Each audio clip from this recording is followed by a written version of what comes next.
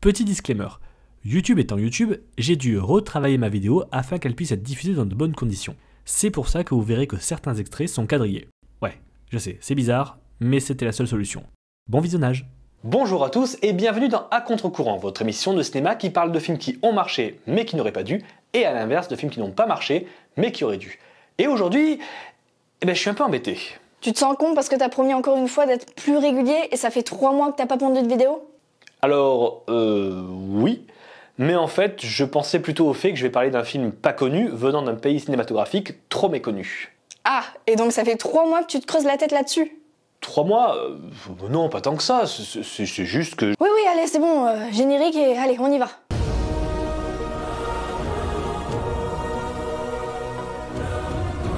Donc, Brahmastra, c'est un film indien sorti en 2022 réalisé par Ayad Mukherjee avec Ranbir Kapoor, Alia Bhatt, Mouni Roy et Amitabh Bachchan. C'est un film qui a coûté environ 4 milliards de roupies et qui en a rapporté à peu près 4 milliards 320 millions. Ce qui paraît beaucoup comme ça, mais quand on sait que 4 milliards ça fait à peu près 49 millions de dollars et que 4 milliards 320 millions représentent 54 millions de dollars, tout de suite ça fait beaucoup moins. Le film commence avec une contextualisation de l'univers. On nous présente la légende des Astras. Ce qui tombe bien car vous comme moi ne connaissons rien ou presque à la mythologie hindoue. Donc les Astras sont des armes magiques forgées il y a des millénaires par le Brahma ou le dieu créateur pour des sages de l'Himalaya qui détiennent grâce à elles des pouvoirs. Après un combat contre un Astra démoniaque surpuissant, les sages remportent la victoire et l'Astra le plus puissant apparaît, le Brahmastra. Ok, jusqu'ici tout le monde suit? Je me suis arrêtée à bonjour. Super, alors on continue. Contexte mythique expliqué, on comprend que les sages détenteurs des Astras sont appelés les Brahmanches. Ils ont perduré dans le temps mais leur nombre se sont réduits jusqu'à être une poignée dont l'histoire est méconnue de tous aujourd'hui. Ce qui nous amène en Inde où Shiva, un jeune homme bien sous tout rapport, est possédé par la danse, c'est pas moi qui le dis, c'est lui qui le chante. Rencontre Isha et comme tout bon film de Bollywood, c'est le coup de foudre. Pour lui en tout cas. Parallèlement à cette amourette naissante, Shiva semble connecté à un scientifique de renom interprété par Shah Rukh Khan, légende parmi les plus grandes légendes de Bollywood et sans nul doute l'acteur indien le plus célèbre au monde, qui joue ici Mohan, l'un des 3 astras les plus importants du Brahmans, le Vanarastra. Mohan se fait importuner par 2 hommes qui cherchent à lui voler une relique. Il décide donc de leur donner 2 petits surnoms, qui seront d'ailleurs leurs noms tout au long du film, ce qui veut dire que soit Mohan a vu juste sur les 2, soit que les scénaristes sont feignants. S'ensuit alors une baston plutôt stylée, mais Mohan finit par se faire attraper et enchaîner par Junon, l'antagoniste principal du film. Et je trouve ça très cool que le méchant soit interprété par une femme dans un genre cinématographique qui, de prime abord, a plutôt tendance à les reléguer au rang de love interest. Bon, il y a aussi un love interest dans le film, mais c'est quand même cool. On apprend alors que les méchants vilains veulent récupérer 3 artefacts des 3 astras principaux qui, une fois réunis, permettent d'invoquer le fameux Brahmastra et ainsi purifier le monde. Traduction détruire la Terre. On retrouve Shiva. Shiva. En fait je suis pas sûr parce que...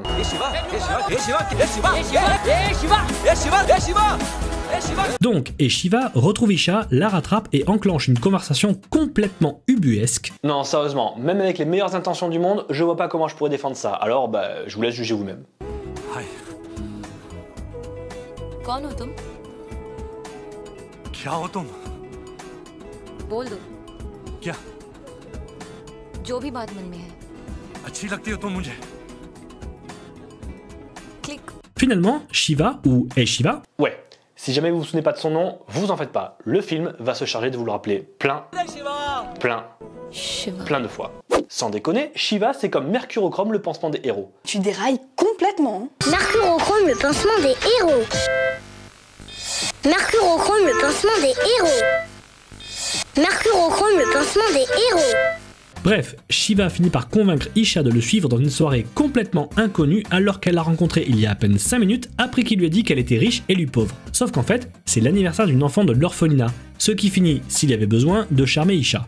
Après un petit numéro de danse, Shiva raconte sa vie d'orphelin à Isha histoire de montrer encore plus à quel point il est le héros parfait pour cette aventure. Mais alors qu'il est sur le point de conclure, un cauchemar lié au feu et une vision de l'interrogatoire de la mort de Mohan le poussent à s'enfuir. Dans cette vision, on comprend que Mohan est le protecteur du premier des 3 morceaux de l'artefact. Shiva semble lié à eux aussi, mais aussi à une grosse statue un peu moins sympa. Shiva se réveille donc le lendemain et essaie de retrouver Isha. Et il y arrive? Bah oui, parce que sinon il y a plus de film. Enfin si, il y a un film, mais sans la fille. Ce qui serait con du coup. Il la retrouve dans un temple, mais découvre aussi que le scientifique Mohan est bien mort. Il comprend que tout est lié et décide de retrouver le deuxième gardien dévoilé par Mohan avant de mourir, Anish Shetty, interprété par Nagarjuna Akineni, autre légende du cinéma indien reconnue comme une superstar dans le pays. Shiva explique alors à Isha qu'il doit aller aider un homme qu'il ne connaît pas, sans trop savoir pourquoi, ce à quoi Isha répond « Ok ». Nouvelle chanson d'amour qui se termine par la révélation qu'il attire le feu, mais ne le craint pas. Mais par contre, il en a peur, donc quelque part, il le craint pas, mais il le craint quand même. Abrège. Shiva déclare son amour à Isha, mais on n'a pas le temps de se dire que quand même, c'est vachement un peu beaucoup tôt, que débarquent les tueurs pour s'en prendre à Anish Shetty. Nos héros le trouvent, mais les tueurs aussi, et démarre alors une nouvelle scène de combat parsemée de Shiva jusqu'à ce que l'artiste arrive et fasse ça. Nos héros prennent la fuite, ce qui permet à Anish Shetty de révéler l'existence du Brahmastra à notre jeune couple, juste avant que les tueurs les rattrapent. Et je crois que je vais m'arrêter là, parce qu'il se passe tellement de trucs que je risque de devoir spoiler allègrement. Mais sachez tout de même que la deuxième partie du film comprend des bagarres, des poursuites, de l'amour, encore des bagarres, Amitabh Bachchan, légende incontournable du cinéma bollywoodien en plus d'être célèbre aussi pour cette scène. Encore de l'amour, de l'entraînement, des bagarres, des twists familiaux et beaucoup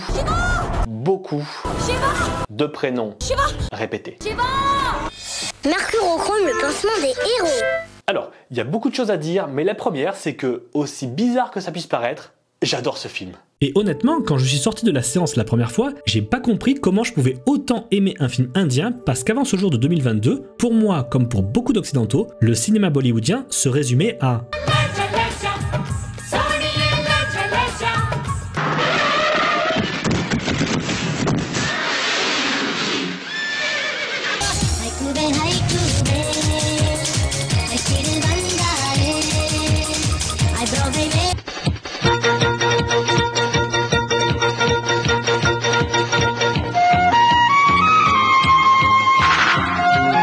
Et vous conviendrez qu'avec un tel a priori, on est plus que surpris de se retrouver plongé dans un film, et malgré tout, c'est le cas avec Brahmastra. Alors qu'on y retrouve tous les clichés dont on se moque. Les ralentis à outrance, le vent dans les cheveux, les chansons et les danses, les zooms dans tous les sens, tout ce que je pensais ne pas aimer dans le cinéma, là, ça marche super bien. Alors, est-ce que ce sont mes goûts qui ont changé?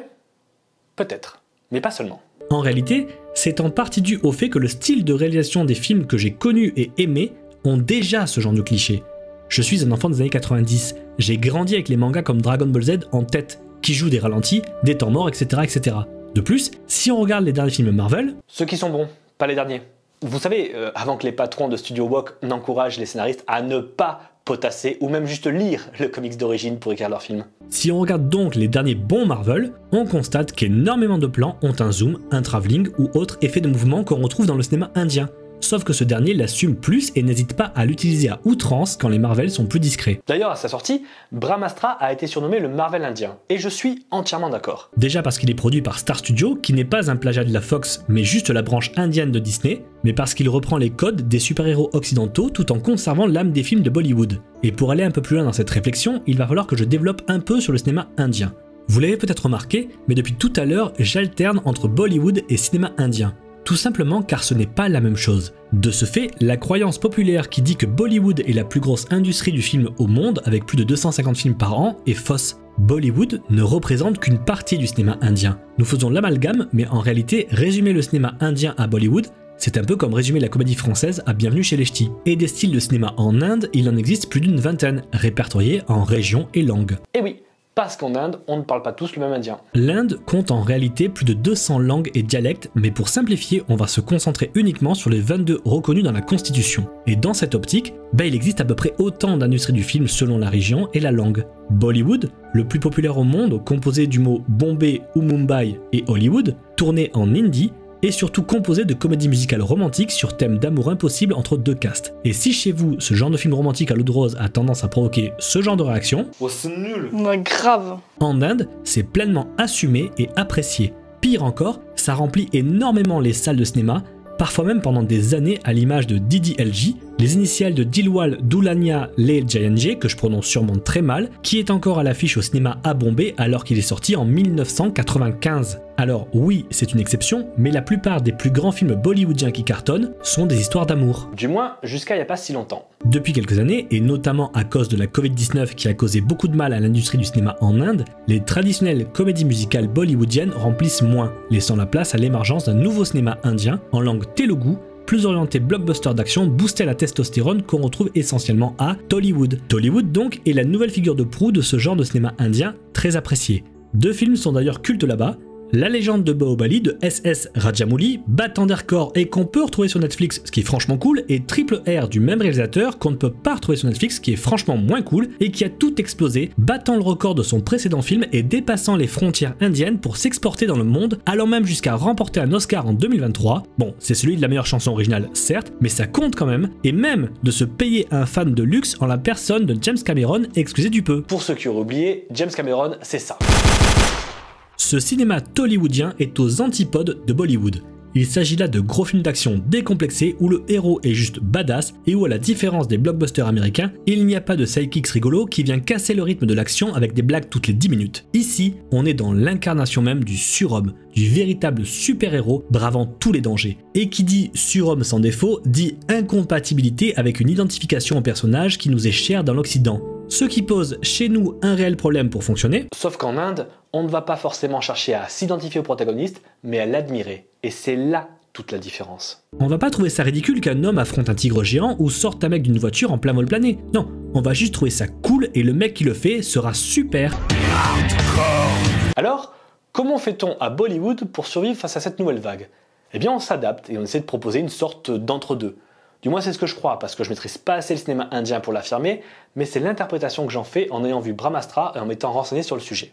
Brahmastra reprend les codes de Bollywood, à savoir une histoire d'amour qui semble impossible de prime abord entre un homme à l'enfance défavorisée et une femme aisée, le tout parsemé de chansons mais atténue le tout pour le rendre plus digeste. Si l'histoire d'amour est très importante, elle vient en second plan derrière la quête initiatique du super-héros en devenir qui, de ce fait, n'est pas encore un surhomme mais un héros en cours d'accomplissement. Quant aux chansons, il y en a très peu. J'en ai compté 4 à peine sur plus de 2h30 de film, ce qui fait de Brahmastra un Disney.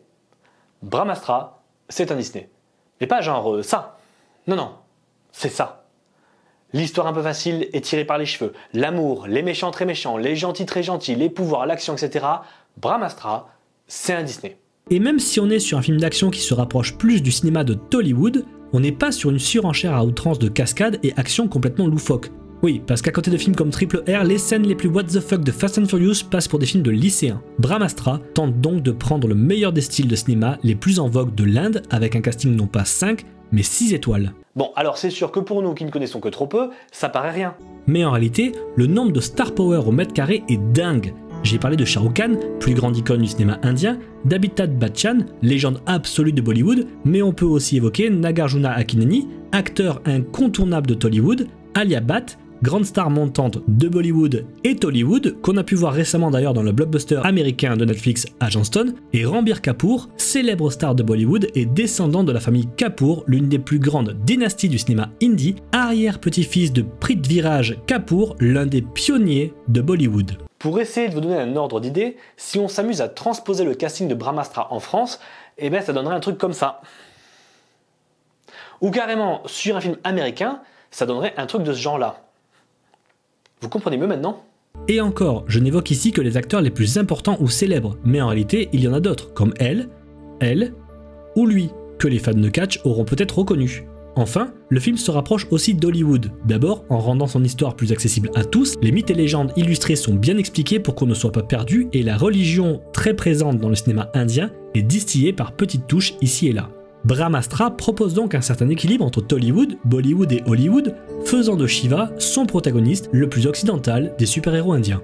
Et je pense que c'est ce mélange qui rend le film accessible à tous et qui m'a permis notamment, après un temps d'adaptation d'environ 20-25 minutes, de plonger tête baissée dans l'intrigue et d'adorer de bout en bout, malgré les défauts et clichés évidents. Mais d'un autre côté, je me dis aussi que mélanger autant de styles, quelque part, c'est n'en choisir aucun, et donc se retrouver dans un entre-trois qui perturberait les spectateurs indiens qui sont, je le rappelle, la première cible. Et oui, n'oublions pas qu'ici on est dans À contre-courant, et ce film, qui a coûté environ 49 millions de dollars, n'en a rapporté que 54. ce qui est faible pour un budget de production pareil. C'est donc un succès très modéré, et ce malgré le fait qu'il soit sorti en 2022, soit tout juste un an après la fin de la Covid-19. On peut donc supposer que les salles obscures se remplissaient encore timidement à ce moment. Et encore, parce qu'il y a un détail qu'on ne prend pas en compte, le prix des places en Inde. En moyenne, une place coûte 3,37 €. Ça varie entre 2,20 à plus de 5,60. On est quand même très en dessous de la moyenne en France qui est de 12 € et 14 $ aux États-Unis. En clair, si ce film était sorti en France, il aurait rapporté 4 fois plus, soit plus de 225 millions de $. Alors oui, en effet, on peut faire dire ce qu'on veut aux chiffres et ça ne change pas les faits, mais pour un film qui a mis près de 10 ans à se faire, ce serait franchement dommage de se priver d'une suite à cause d'un contexte sanitaire compliqué. D'autant qu'Ayan Mukherjee, le réalisateur, a annoncé dès le départ son souhait de non seulement créer une trilogie de films, mais carrément un univers étendu, une sorte de Brahmastra Universe avec les personnages secondaires en tête d'affiche de films et de séries. Il a même rencontré des patrons de studios hollywoodiens en ce sens. La partie 2 de Brahmastra, intitulée Dev, devrait selon les rumeurs entrer en production en 2025 pour une sortie ciné fin 2026. Et je croise les doigts pour que ce soit vrai, parce que Brahmastra a été une très belle surprise pour moi. Une autre façon de regarder et de découvrir un style de blockbuster autre qu'américain, plus décomplexé, tendre et fun. Mais aussi une belle manière de faire mon mea culpa sur un cinéma dont je me suis moqué pendant des années sans chercher à le connaître et une réelle envie de m'y intéresser davantage. Et vu ce que James Cameron a dit à SS Rajamouli, quelque chose me dit que le cinéma indien a de belles heures devant lui et une possible grande porte ouverte vers le monde. Voilà, si cette vidéo vous a plu, comme d'hab, like, partage, abo, cloche, et nous on se retrouve très bientôt pour un prochain numéro. Salut!